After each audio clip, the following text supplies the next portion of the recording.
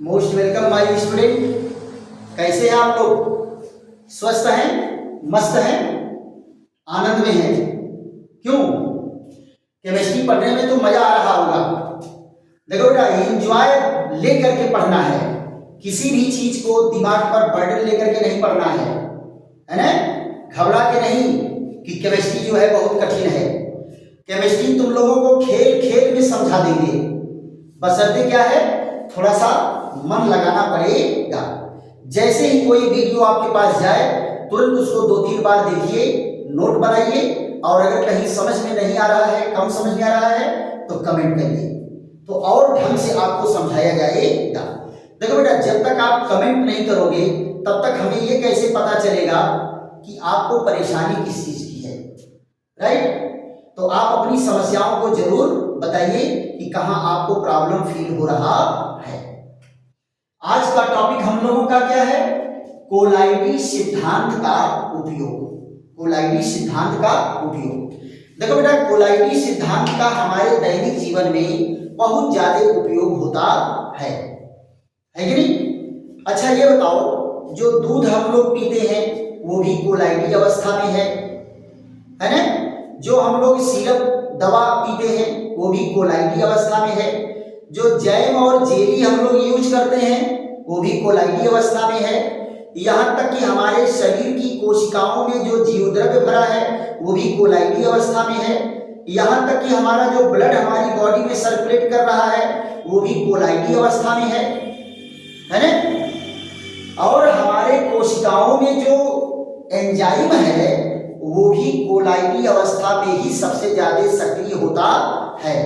इसलिए हमारे बॉडी का सारा सिस्टम ही कोलाइडी अवस्था में है। तो कोलाइडी अवस्था का हमारे जीवन से बहुत ही बेहतरीन संबंध है। इसमें बेटा 2 पॉइंट जो है हम लोग जबरदस्त ढंग से यहाँ देखो, ध्यान से वो पढ़ना है। आप ये देखो, जो भट्ठे से काला काला धुआं निकलता है। अच्छा एक चीज बताओ, अगर हम लोग बात करेंगे कि कल कारखाना, तो जहां हम लोग बैठे हैं है ना, गोरखपुर जिला में, तो अब तो गीडा जो है खूब डेवलपमेंट कर रहा है, कल कारखाने लगा रहा है। जब गीडा नहीं था तो हमारे यहाँ गोरखपुर में खाली एक ठो नाव दिया जाता था, फर्टिलाइजर, है ना? फर्टिलाइजर एक ठो था। लेकिन अब धीरे धीरे उद्योग धंधे बढ़ रहे हैं, और जहां हमारे यहाँ उद्योग धंधे नहीं थे, एक धंधा तो था, क्या? ईंटा का भट्ठा वाला। ईंटा का भट्ठा वाला धंधा था, और खूब काला काला धुआं देता था, और वही तो देता है। ऐसा थोड़ा कि पहले काला धुआं देता था और आज सफेद धुआं देता है। आज भी तो भट्ठा काला धुआं ही देता है। तो इस सिद्धांत का उपयोग बेटा सबसे पहले कहाँ किया जाता है? कल कारखानों से निकलने वाले काले धुएं के शोधन में। कल कारखानों से निकलने वाला जो काला धुआं है उसको कैसे शोधन किया जाता है? तो भट्ठे का तो मान लो भाई, जो चिमनी बनती है वो तो ईंट पत्थर की बनती है, उसमें नहीं। लेकिन जो कल कारखानों की चिमनियां होती हैं वो धातुओं की बनी होती है, मेटल की बनी होती है।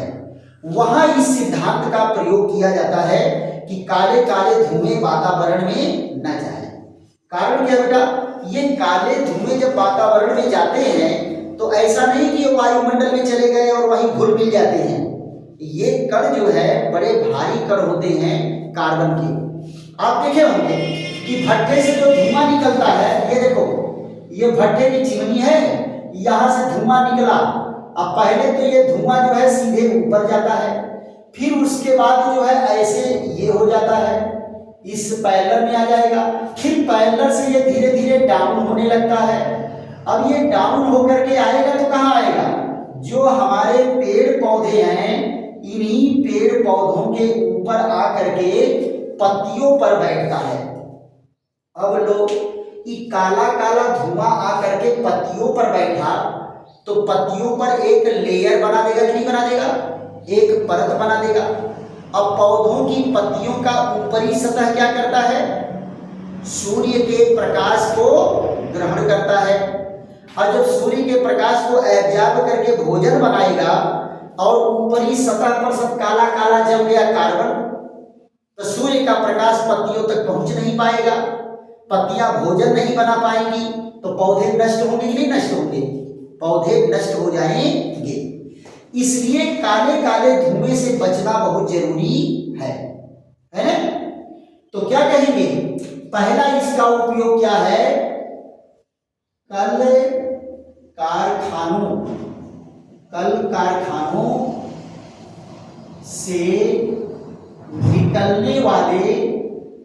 कारखानों से निकलने वाले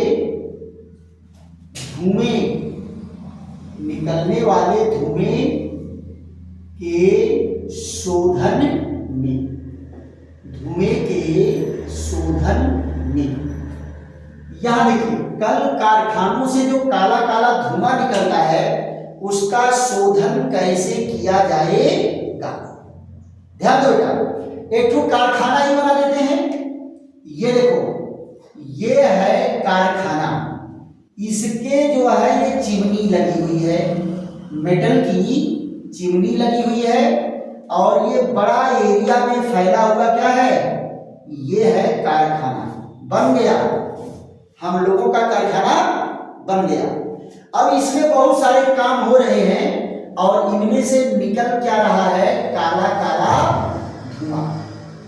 क्या निकल रहा है? काला काला धुआं। और इसके काला जो धुआं निकलता है ये भी बेटा क्या है? कोलाइडी अवस्था है। ये भी किस अवस्था में होता है? कोलाइडी अवस्था में होता है। और ये जो काला काला धुआं निकलता है ये किसका होता है? कार्बन का होता है। किसका कण होता है? कार्बन का कण होता है। अब आपको मैं बताया था कि कोलाइड कण पर कोई न कोई आवेश जरूर अधिशोषित होता है, चिपका रहता है। तो इस कार्बन के कण पर कैसा आवेश चिपका होता है? ऋण आवेश। कैसा चिपका होता है? ऋण आवेश। ऋण आवेश तो सब पर ऋण आवेश रहेगा और इनको हमें अलग करना है। जरा देखो, इसके लिए क्या करते हैं?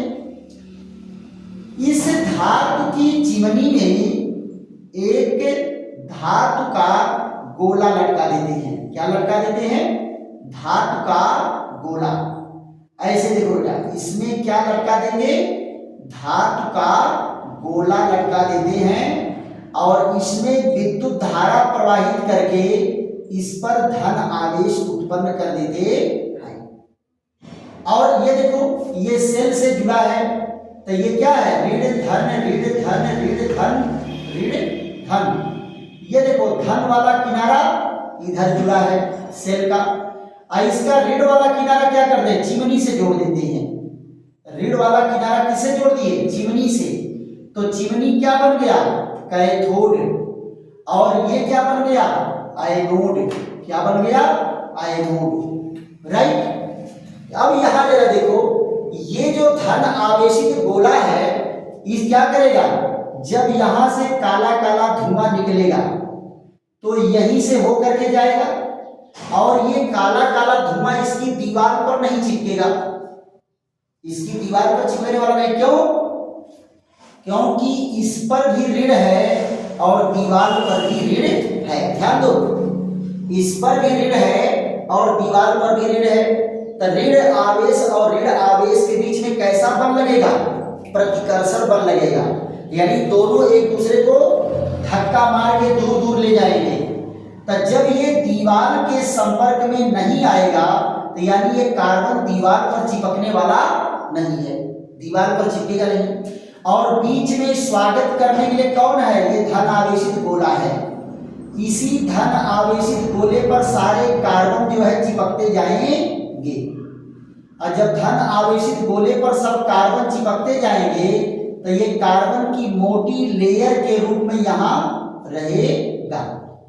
और जो धुआं निकलेगा, अब ये प्रदूषण मुक्त धुआं निकलेगा। कैसा निकलेगा? प्रदूषण मुक्त धुआं। यानी अब इसमें काले काले कार्बन नहीं रहेंगे। सारे काले काले कार्बन क्या हो गए? यही एब्जॉर्ब हो गया। कहां? चिपक गया। धन आवेशित धातु के गोले पर चिपक गया। तो धुएं का शोधन हो गया नहीं हो गया? धुएं का शोधन हो गया। ये क्यों? क्योंकि कोलाइडी सिद्धांत क्या कह रहा है कि इनके ऊपर ऋण आवेशित चिपका हुआ है, ऋण आवेश और धन आवेश से आकर्षित होकर के यहाँ अधिशोषित हो जाएगा और प्रदूषण रहित धुआं निकलेगा। अब आप सोच रहे होंगे कि सर मान लीजिए इस पर बहुत ज्यादा जमा हो गया, तब तो धन आवेश बाहर तक पहुंच ही नहीं पाएगा। धन आवेश बाहर तक नहीं पहुंच पाएगा, तभी तो यहाँ देखो बेटा नीचे कार्बन के लेयर जो है पतला होता जा रहा है। जितने आकर्षण बल घटेगा ये जो है इसका लेयर यहाँ पर देखो पतला होता चला जाएगा, है ना। यहाँ ज्यादा आवेश था तो ज्यादा चिपका, यहाँ दूर कम आवेश है तो कम चिपकेगा। तो करते क्या है, समय समय पर इस गोले को निकाल करके इसको कार्बन को अलग कर लेते हैं, काला काला करिखा इकट्ठा हो जाता है। यही बेटा गैस कार्बन है। ये क्या है? गैस कार्बन है। इसका उपयोग कहाँ करते हैं? काले रंग की स्याही बनाने में करते हैं, काले रंग की स्याही। और दूसरी चीज जरा ये बताओ, रबड़ क्या काले काले रंग का निकलता है? किसी रबड़ के पेड़ में चीरा लगा के देखो उसका दूध कैसा निकलता है? काला काला निकलता है, उसका दूध सफेद सफेद निकलता है। जो कल कारखानों में कृत्रिम रबड़ बनते हैं वो भी सफेद रंग के होते हैं, लेकिन ट्रक का, बस का, मोटरसाइकिल का टायर क्या होता है? काले रंग का होता है। रबड़ है सफेद और टायर है काला, तो इसका मतलब है उसको काला बनाने के लिए उसमें क्या मिलाते हैं? इसी कार्बन को मिलाया जाता है, जिससे टायर जो है काले रंग का बनता है। क्लियर? तो ये रहा कल कारखानों से क्या करेंगे? धुएं का शोधन। एक और बेटा इसका बहुत ही महत्वपूर्ण उपयोग है, जरा उस पर भी हम लोग चर्चा कर लेते हैं। ये क्या है? दूसरा, नदियों के मुहाने पर डेल्टा का बनना। ये देखो, नदियों के मुहाने पर, नदियों के मुहाने पर डेल्टा का बनना, डेल्टा का बनना। नदियों के मुहाने पर डेल्टा का बनना। देखो बेटा डेल्टा क्या होता है? डेल्टा एक चिन्ह है। ऐसे ये वाला जो छोटा त्रिभुज बनाया जाता है इसको क्या कहते हैं? डेल्टा। क्या कहते हैं? डेल्टा। तो डेल्टा के समान जहां पर नदियां समुद्र से मिलती हैं तो उस मुहाने पर जो है मिट्टी जमा हो करके जैसे नदी में रेता बनता है वैसे वो डेल्टा बन जाता है। और हमारे यहाँ पश्चिम बंगाल में ही सुंदरबन डेल्टा है, जिसके जंगल में सुंदरी नामक पौधे पाए जाते हैं और बड़ा घना जंगल है बेटा सुंदरबन। सुंदरबन बहुत घना है। आप लोग बंगाल टाइगर का नाम सुने होंगे, अगर नहीं सुने हैं तो याद कर डालिए। आपको जनरल नॉलेज का क्वेश्चन आता कि नहीं आता है कि भारत का राष्ट्रीय पशु कौन है? तो क्या कहते हो? टाइगर। और भी कौन टाइगर? बंगाल टाइगर। बड़े खूंखार होते हैं जान लो, इसीलिए उन्हीं के डर के मारे कोई उस जंगल में जल्दी जाता नहीं है कि नहीं? कुछ एरिया जो है वहां जंगल में जाना एकदम सख्त मना है कि आप नहीं जा सकते वहां। क्यों? क्योंकि बड़े खूंखार जानवर वहां रहते हैं। तो ये डेल्टा जो बनता है भाई छोटा सा डेल्टा नहीं बनता कि हाथ में उठाओ लेकर के गोरखपुर चले आओ, वो कई किलोमीटर में डेल्टा बनता है। अब जरा देखो डेल्टा बनता कैसे है। ये जा रही है नदी, ये क्या जा रही है? नदी, बरसात का कचरा वाला पानी लेकर के, और जा करके कहां मिल रही है? समुद्र में। कहां मिल रही है? समुद्र में। ये देखो ये समुद्र का नमकीन पानी है। समुद्र का क्या है? नमकीन पानी है। और ये नदियों का पानी जा रहा है। ये क्या जा रहा है? नदियों का पानी। ये है नदी और ये कौन है? समुद्र। ये कौन है? समुद्र। नदी और समुद्र। ध्यान दो बेटा, तो बरसात के मौसम में जो नदियों का कचरा वाला पानी होता है, जिसमें सब माटी माटी एकदम रहता है, उसमें नहाने में भी संकोच लगता है ना? तो वो कचरा वाला पानी भी किस अवस्था में होता है? कोलाइडी अवस्था में। किस अवस्था में होता है? कोलाइडी अवस्था में। यहां देखो, ये भी किस अवस्था में है? कोलाइडी अवस्था में। इस कोलाइडी अवस्था में भी जो धूल के कण हैं, कोलाइडी अवस्था में जो धूल के कण हैं, मिट्टी के कण हैं, इस पर भी नेगेटिव चार्ज चिपका होता है। कैसा चार्ज चिपका होता है? Negative charge. अब आप जरा ध्यान दो, जब ये पानी समुद्र के पास पहुंचता है तो समुद्र में क्या घुले हैं? समुद्र में घुला है बहुत से लवण, बहुत से लवण घुला है, तभी तो पानी नमकीन है। और लवण क्या होता है? विद्युत अपघट्य होता है। इसमें बहुत सारे धनायन और ऋणायन होंगे। क्या होंगे? धनायन और ऋणायन। अब जरा ध्यान दो, जैसे ही ये ऋण आवेशित कण इसके संपर्क में पहुंचा तो इसका धनायन क्या करेगा? इसके सारे ऋणायनों को छीन लेगा। इसका धनायन क्या करेगा? सारे ऋणायनों को छीन लेगा। अब इनका जो सुरक्षा कवच था ये समाप्त। अब ये जब उदासीन हो जाएंगे तो छोटे छोटे कण आपस में जुड़ करके बड़ा कण बनाएंगे और नीचे पेदी में बैठने लगेंगे। और जब नीचे पेदी में बैठने लगेंगे तो यहाँ नमक ज्यादा है तो यहाँ ज्यादा अवक्षेपण होगा, और जैसे जैसे दूर आएंगे वैसे वैसे कम होता जाएगा। तो ये इधर कम अवक्षेपण होगा, इधर ज्यादा अवक्षेपण होगा। तो ये देखो, ये ऊंचा टीला डेल्टा के आकार का बन जाता है। तो ये नदियों के समुद्र, नदियां जहां समुद्र से मिल रही हैं, इसको कहते हैं मुहाना। तो इस मुहाने पर क्या बन गया? डेल्टा बन गया। नहीं बन गया? डेल्टा बन गया। अगर ये बरसात के जल कोलाइडी कण के रूप में कचरे को लेकर नहीं जाते तो डेल्टा यहां नहीं बनता। और ये डेल्टा बताया कि कई किलोमीटर में बनता है। और अपने देश में पश्चिम बंगाल में सुंदरबन डेल्टा की कहानी आपको बताई ही कि बड़े घने जंगल हैं और वहां रहता कौन है? बंगाल टाइगर। मैं आपको बता दूं, हम लोग कलकत्ता वाले टूर में जब गए थे तो वहां के चिड़ियाघर में बंगाल टाइगर मिला था देखने के लिए। थोड़ी उसकी ऊंचाई भी ज्यादा होती है और लंबाई भी ज्यादा होती है, लेकिन उसकी आवाज जो है बहुत जबरदस्त आवाज।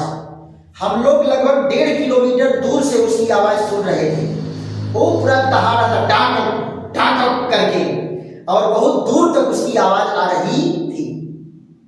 तो अब जान लो, बंगाल टाइगर है ना। और बंगाल टाइगर जानते हो कि बंगाल टाइगर, बंगाल के रहने वाले भी बड़े वीर होते हैं और बड़े जिद्दी होते हैं, बड़े बहादुर होते हैं, बड़े जिद्दी होते हैं, है ना। आपके यहाँ सौरभ गांगुली भी बंगाल टाइगर थे। सौरभ गांगुली कौन थे? बंगाल टाइगर के नाम से उनको जाना जाता था। आप लोग तो उनका क्रिकेट नहीं देखे होंगे, मैं तो क्रिकेट देखा हूं।